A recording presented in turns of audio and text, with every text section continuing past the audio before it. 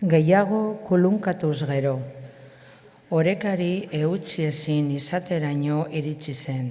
Laster hartu beharko zuen azken erabakia, 7:04 baitziren 5 minutu barru.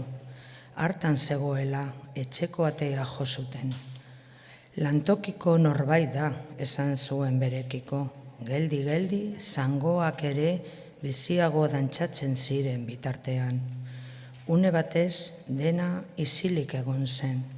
Inork ez du ireki, pentsatu zuen, zentzugabeko itxaropen batekin. Orduan, baina neskamea beti bezala urrats sendoz aterantz joan eta zabaldu egin zuen.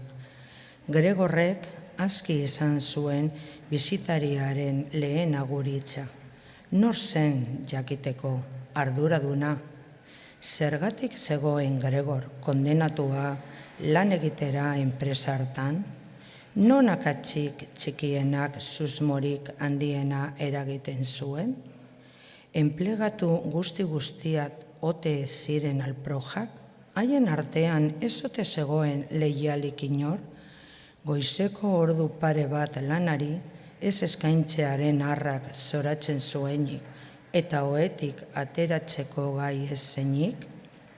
Ez ote zen aski aprendiz bat bidaltzera galdetzera? Norbait bidali beharra bat zegoen galdetzera.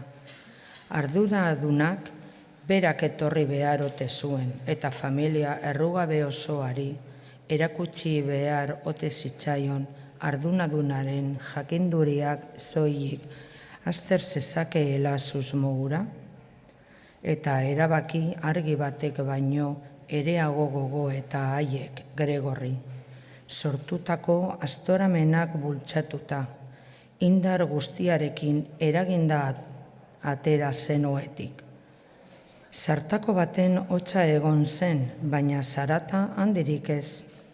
Tapizak pitin bat leundu zuen erorikoa. Bizkarra ere Gregorrek uste baino malguagoa zen, eta burrundara ez zen nahi nabarmera izan. Buruari ez zion arreta zeutsi, ordea eta kolpea hartu zuen. Ura biratu eta tapizean igurtzi zuen, haserre eta minez.